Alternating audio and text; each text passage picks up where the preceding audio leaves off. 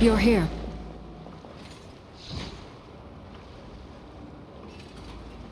You're here too, Hat Guy! Are you heading back together? No. I'm bound for Sumeru, and she for Fontaine. We just happened to cross paths at the harbor. Everything seems fine. Sandrone may have an abominable temper, but she's always been very responsible with important calculations, and things entrusted to her by valued friends. You always speak as if you know us inside out, Mr. Hat Guy. Maybe I'm just a good judge of character. I certainly hope that's all there is to it. Regardless, you have been a significant help in this matter. For that, you have my gratitude. I didn't do anything special. Sandrone's the one who completed a seemingly impossible formula and turned the tide of the entire battle, even giving her life in the process. She's the one we should be thanking. Even we were unaware that Sandrone had hidden the real formula inside Polonia's body. She managed to fool Dottore into thinking the formula was running in her system by installing an identical-looking decoy within her. She probably realized that she didn't have the strength to stop Dottore. But this way, she could at least get him to lower his guard. She always worked like that. Always had a backup plan. Well, that's why I'm traveling to Fontaine. She made a request of me long ago, and the time has come to fulfill it. Think of it as her will. She said that should she ever fail in a mission, she'd like me to deliver her core and Polonia's to the Fontaine Research Institute. She also mentioned that she had made arrangements for people there to set her affairs in order. Some of her personal effects, such as her notes, were left to me. I've decided to take them back to the House of the Hearth, for safekeeping primarily, but also as mementos, I suppose. However, there is one book among them that I'd like to leave in your care.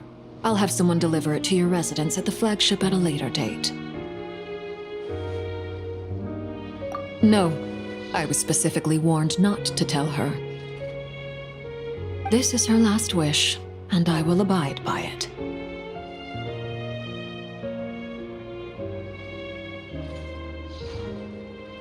I can only hope so, but none of us here can know for certain.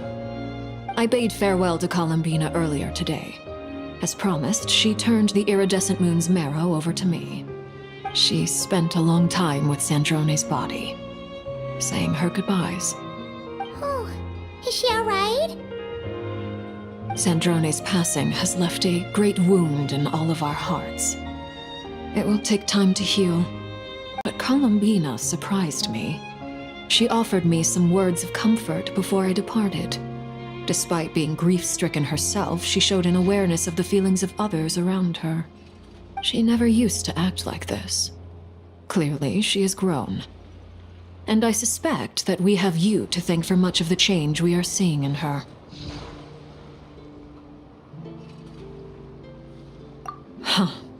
After these recent events, the Tsaritsa has revoked the Pale Star Edict.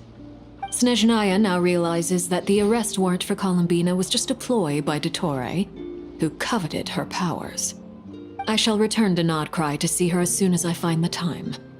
I hope that from now on, she too will explore more of the world. Columbina Hyposelenia's journey is only beginning. My ship is here. Traveler, Paimon, we shall meet again. You too, Hat Guy. What are you still bumming around for? Isn't Columbina waiting for you? I thought today was the day you'd agreed with her to go find out the truth about your sibling.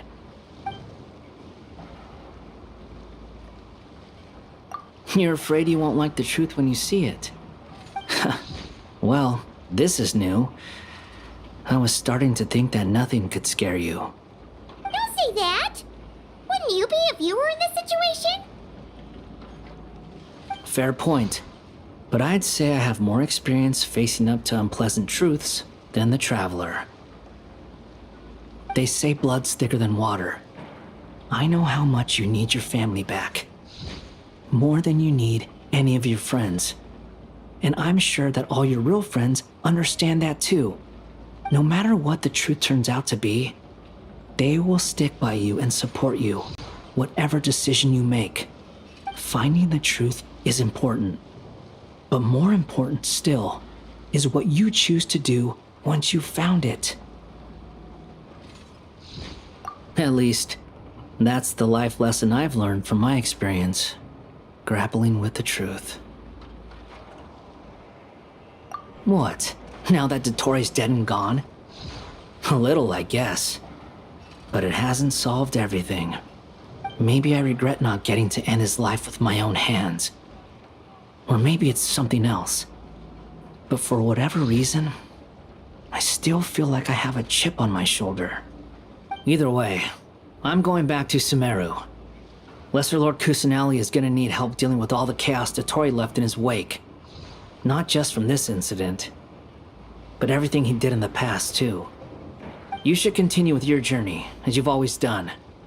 Who knows? Maybe we'll meet again someplace else. So, what should we do now? If you want to explore a bit more to steady those nerves, Paimon's game! After all, when Columbina said she knew where your ship was hidden, Paimon promised to give you two some alone time with the truth. It hasn't been all that long since we were last apart, sure, but with Columbina there, Paimon's sure things will be just dandy. Ain't no biggie. Paimon might be all about that food and fun, but she knows how to do right by people. Paimon's sure you'd prefer to digest the news about your brother in peace. But, no matter what you see, just know you can share it with Paimon. Of course, as long as it's not super private. If you can't make sense of something, let's give it some thought together. And even if we both can't figure it out, Paimon can at least treat you to a nice meal. Glad to hear it. Feel better now? Alrighty. Next up, time to meet with Columbina.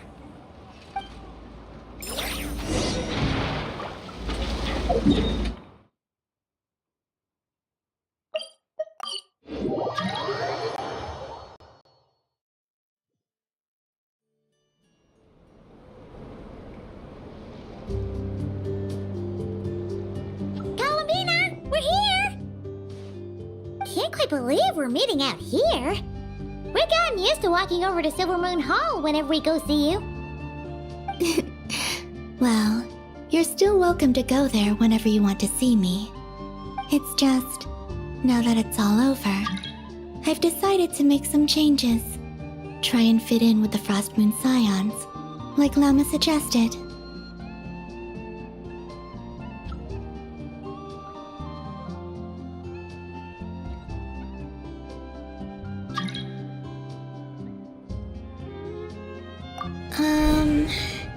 The older generation are still timid around me. They don't dare get too close, and they bow their heads when I walk by. But things are much better with the children. I see more curiosity in their eyes.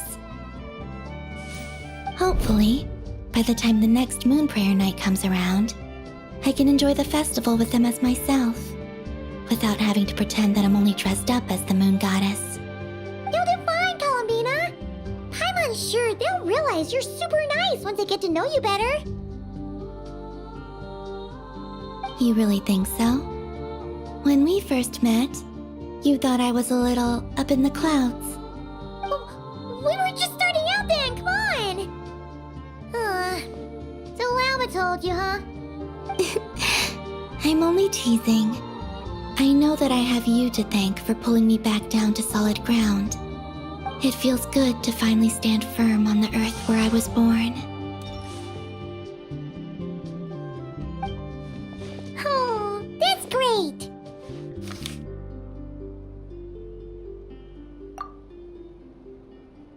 Thank you. I'll make sure not to lose it this time. Well then, Are you ready? Ether, what happened to our spaceship back then? Why did you leave? It's time to learn the truth at last. I'm ready as I'll ever be. Good. Then let me open the way for you.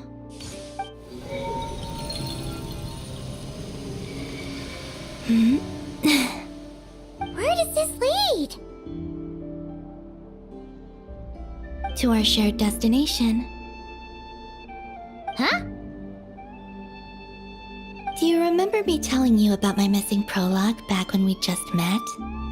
I said that my story began on the moon. But while I was inside the moon's reflection, I realized that my prologue was really hidden in the future.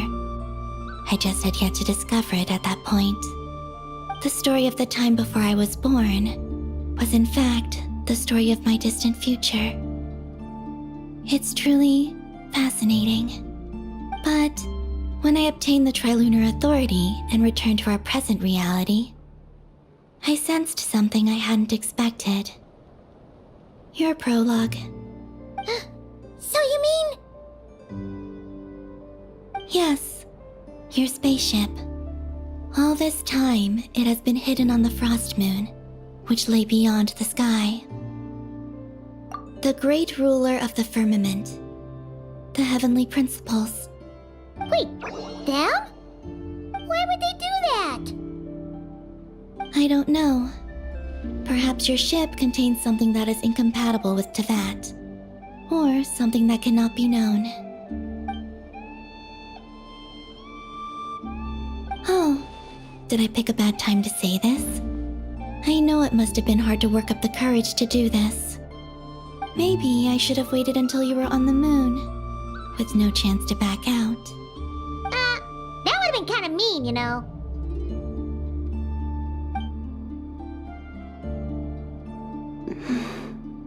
Take me there. Oh? Whatever is hiding in that ship, it belongs to me and Ether. Those memories belong to us. No one else has the right to decide whether I should or shouldn't know about it. Not even the heavenly principles. Very well. Then let's go. You two take care, alright? And don't forget to come back soon!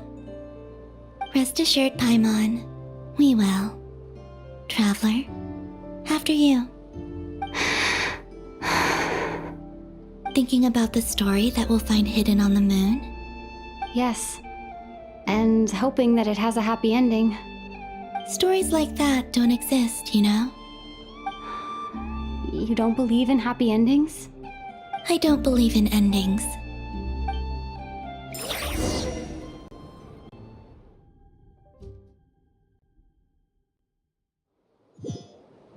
Where am I?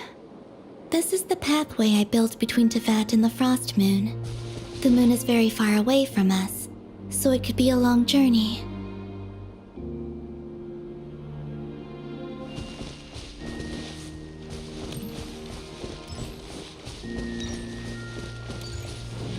After I obtained the Trilunar Authority, I unwittingly saw past events from many of my friends' lives.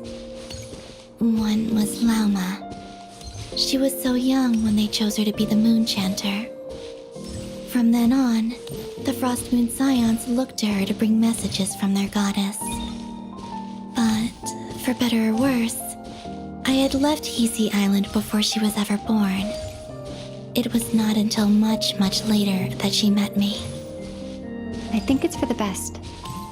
Because of the way things turned out, you had the opportunity to become friends. You're right. In that sense, I think we were both very lucky.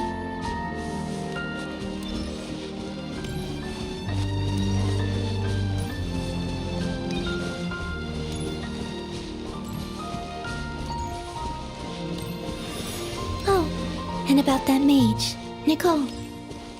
I only recently learned that she has lived in Tevat since the time of the Three Moon Sisters. The Moon Goddesses always had a good relationship with the angels. I suppose our friendship continues that tradition.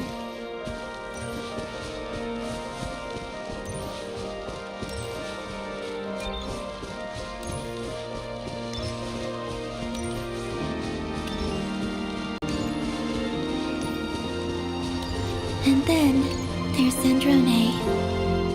I never knew that much about her, beyond the fact that she was created by someone called the Lord Artificer. She, too, suffered for a long time before joining the Fatui.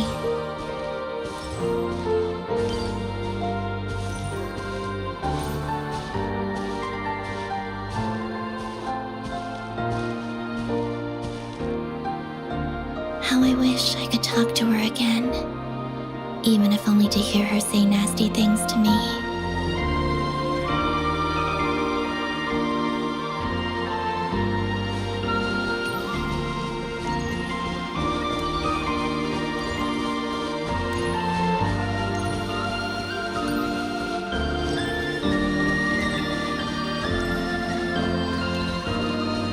Also, I saw your sibling's story. I'm afraid I didn't see much. It seems that he rarely came to the surface where the moonlight shines. But I did notice that back when you first set out on your journey, he would often appear nearby, gazing at you from afar with a guilty look in his eyes. Ether. Let us speak no more of the past. I probably shouldn't reveal so much about my friends. It's not my place. Let the moonlight carry us forth. We are very close now.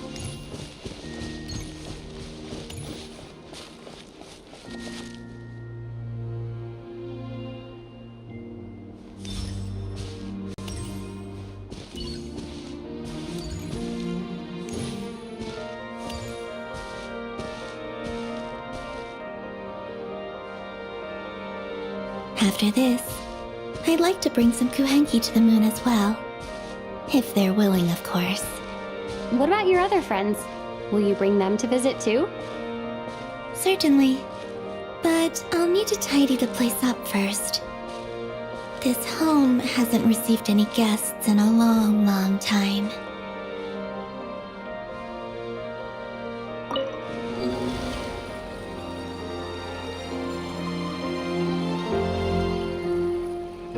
I remember writing something similar with you on Moon Prayer Night. I believe it was called... Dodoko's whirligig. Yes, that was it. You asked me if I was afraid to return to the moon, and I said that I was. The idea that I had gained something precious, only to lose it so quickly. That frightened me. But I'm not afraid anymore. Besides, this time, we're traveling together.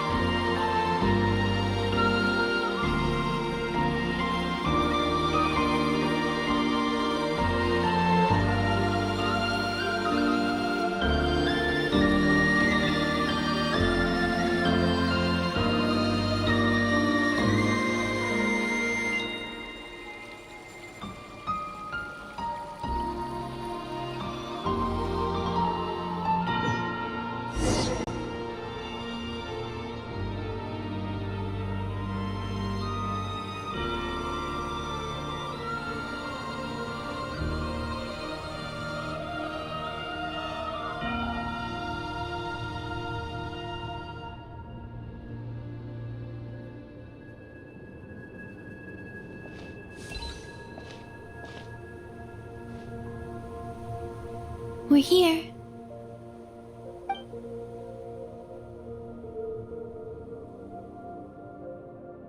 Over there.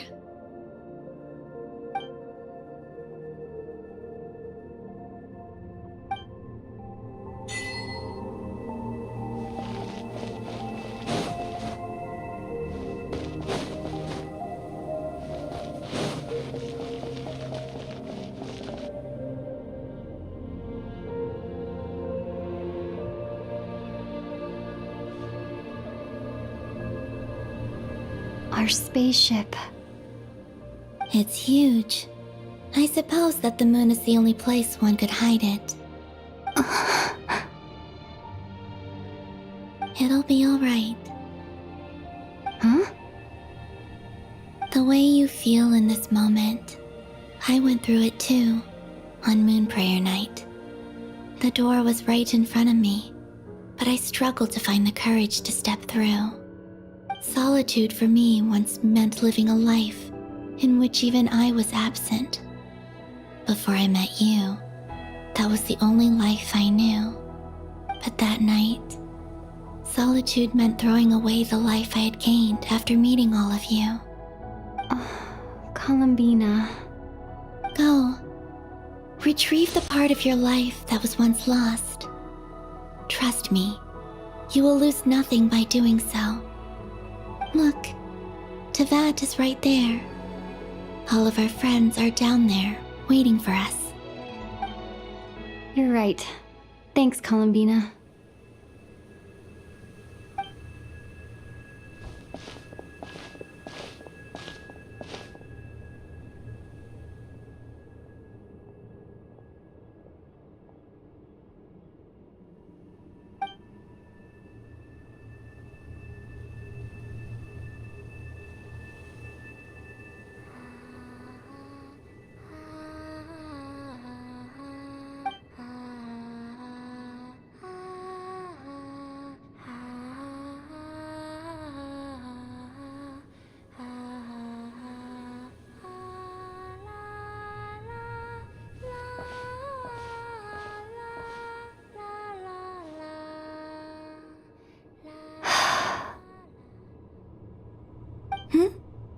Finished? Yeah. Why did you take your eye mask off? Well, since my return, I've decided to take more opportunities to see the world with my own eyes. Besides, I've always wondered how Tevat looks from the moon. And what do you think? It's beautiful. I could spend a whole day here just gazing at it. What about you? What do you think of the truth you found? I haven't looked at another person's expression in a long time, but I think yours is saying it was neither good nor bad. Keep this up, and it won't be long before you give Nefer a run for her money. Oh, I don't think that's going to happen. I'm much more used to sensing what's going on around me with Kuvaki. I think I'll save my eyes for seeing special moments I really want to remember. I read the spaceship's flight logs. I always assumed that this was my first time in Tevat. I thought that Ether and I must have been hibernating in space for centuries on end. But the logs show that our spaceship flew over the skies of Tevat once before. A long, long time ago.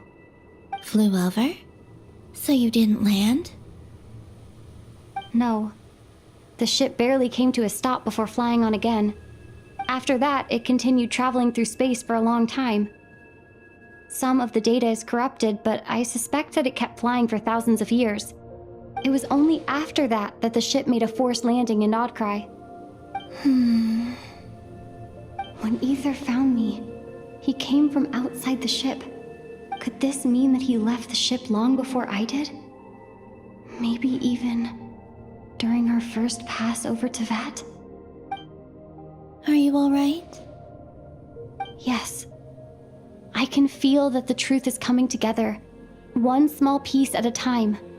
I remember Ether telling me that when he first arrived in Conria, he could not recall the past.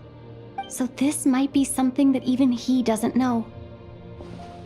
Here, I made some space for you. Your mind must be racing, and this seems like the perfect place to relax and clear your head. Oh, wait, there's one more thing. What is it?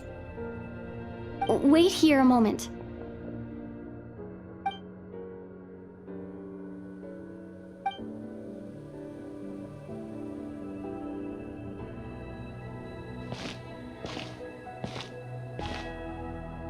Hey, Columbina.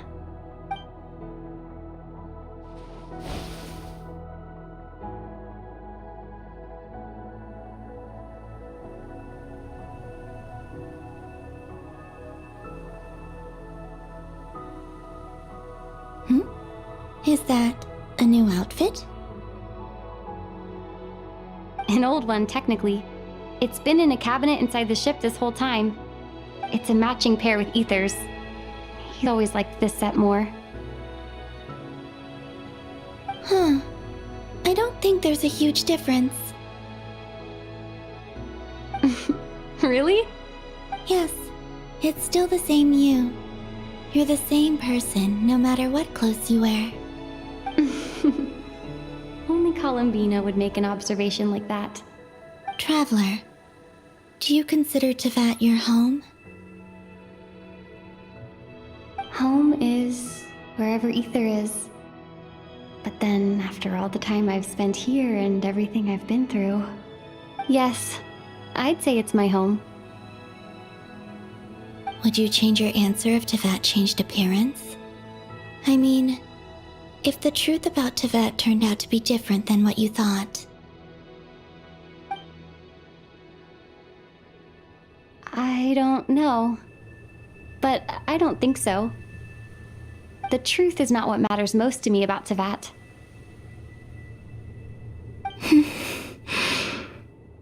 When I was first born, I longed for a home. And when you get something before you're mature enough to understand the world, you just take it at face value. I thought that a home was a transaction. You give me what I want, and I'll do the same for you. But you and your friends taught me what a true home should look like. You never asked for anything, yet you gave so generously to me. That's because your friendship matters to us. It was worth it. In the past, I thought that my birth in Nodcry must have been a mistake. But after journeying to the distant past where the story began, I realized that it was I who chose Nodcry to be my future home. Now, I am glad that I made that choice. I'm sure your friends are just as glad. In fact, I intend to make the same choice today as I did back then. What do you mean? Well, I've given the Eternal Moon's Marrow to Lauma, and the Iridescent Moon's Marrow to Arlecchino. And now, I shall return my Kuvagi to Nodcry again, that it may continue to protect my chosen home. Wait, but what about your body? Oh, are you worried that I'll disappear again? I won't. Not this time. The Frost Moon has now entered the fall sky, and I am the Trilune Goddess. I am only returning to Nodcry the part of me that it needs. I am giving what I can, because my home is worth it. Oh, and I have something for you, too. For me? Yes. Come closer.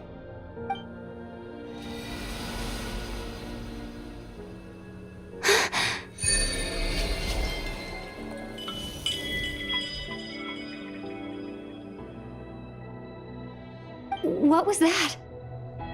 I lifted some of the restrictions this world placed on you. I trust this will help in your future adventures. My power. It feels like it's grown. I can use the elements more freely now. Thank you. This will be a great help. You're welcome.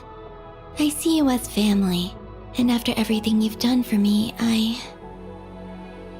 In fact, no. It's not because I owe you. It's because you're worth it. Here, this flower is for you.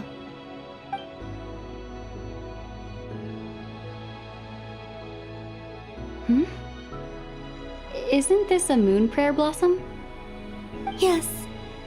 Don't worry. You will never see these flowers lose their color again. I'm finally discovering the joy of giving. How I wish I'd learned this sooner. Hey, better late than never. What are you thinking about now? Why don't you take a guess? You get one shot. I don't think I'll get it in one guess. But I'm sure it's a happy thought. That's kind of a sneaky answer. I can't say you got it wrong. Down into that, The moon seems so far away. I felt it might always lie beyond my reach. But on the moon, everything feels so close by. The haze that once enshrouded the skies has finally been dispersed. I feel like a traveler on a winter's night, starting a new chapter in my tale by the warmth of a bonfire. I don't have a lot of luggage, but I do have a lot of hope for the future. Well, what's next? Next? To start with, I want to stay here just a little longer.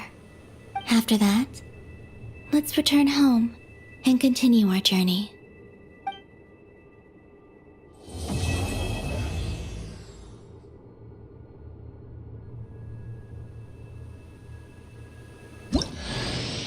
These clothes bring back so many memories.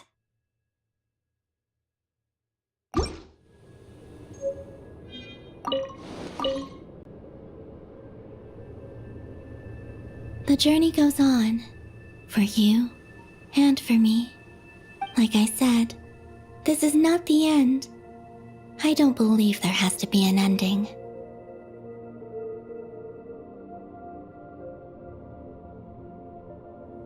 Oh, is that your next destination? Most people would probably tell you to pack some warm clothes. But I experience things differently than most people, so I can't know how cold it is. In fact, it is home to quite a wondrous heat source. I think they call it Kreshnik's torch. Every city in Snezhnaya is built around one of those. I sensed the energy it gave off as I was passing by on a railway train. It felt grand and distant. I also recommend the Korolievsky troupe in Snezhnograd. They give performances quite regularly, and entry was free for harbingers. I liked them a lot.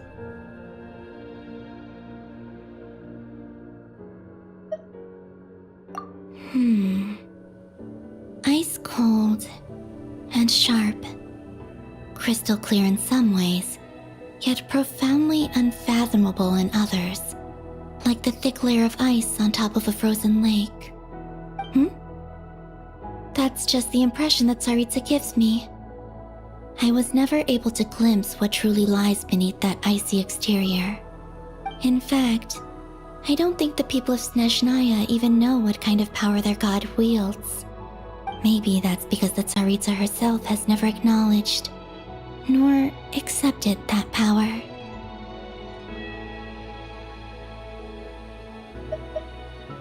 There's Regrator, the Rooster, and the Jester.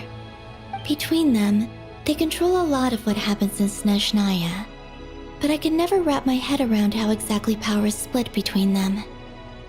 I just know they are each responsible for many specific domains. I noticed that the Rooster and Regrator often appear to get along on the surface, while working against each other in secret, and theirs is not a friendly rivalry.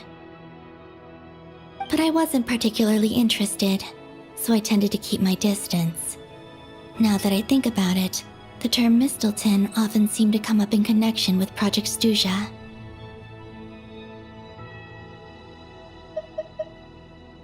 Once things settle down in Notcry, I'd like to explore the world beyond Snezhnaya.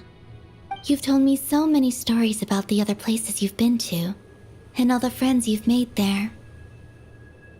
I'm curious to visit those nations and see them for myself. It would also help me learn more about the journey that has made you into the person you are today.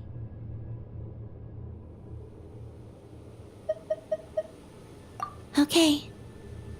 As you continue on your journey, don't forget to gaze up at the moon once in a while. It is, after all, no longer an illusion. It shall cast down its true moonlight, connecting us in truth.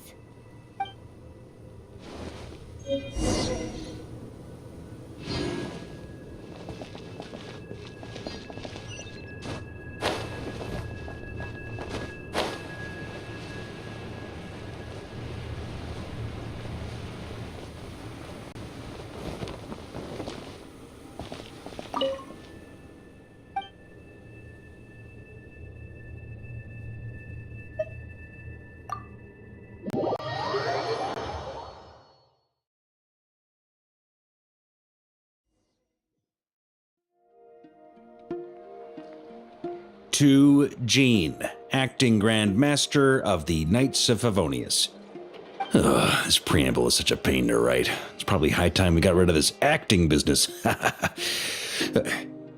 I trust that Dern has updated you all on recent events. Hope we didn't worry you too much. The good news is, we managed to come together and put a stop to the Doctor's evil schemes. With that, I think it's safe to say that Notcry is finally out of the woods. As for the Fatui, not counting the Damselette, aka the Moon Goddess, who has left their organization, we found ourselves allied in this instance with both the Knave and Marionette. May she rest in peace. As ever, we find ourselves better off for making friends rather than enemies. But until we can ascertain the Tsaritsa's true intentions, the future remains uncertain. In a short while... Wait. How am I meant to surprise everyone if I tell them in a letter that I'm heading home? Well, that would be a huge waste. Okay, got it. I will begin sending the expeditionary team back home in waves. I'm sure they'll be able to answer any questions you still have. I hope they won't gloss over the details of my many heroic deeds. But if they do, I'm sure it'll be because they're just too exhausted from the long journey. I think of Mondstadt daily. Please give everyone my best regards. P.S. The honorary knight went above and beyond this time. Are there any other honors we can give her? I'll leave it with you. P.P.S. Please be extra nice to Klee for the foreseeable future. I cashed in on the last favor that the Hexencircle owed us, so we need to earn some more goodwill. If there's any serious problems, feel free to stick me in solitary confinement when I get back. I'll do the time for her. Whew. And that, as they say, is all she wrote. End of an era. And with the moon shining down brighter than ever, I think everyone is going to sleep well tonight.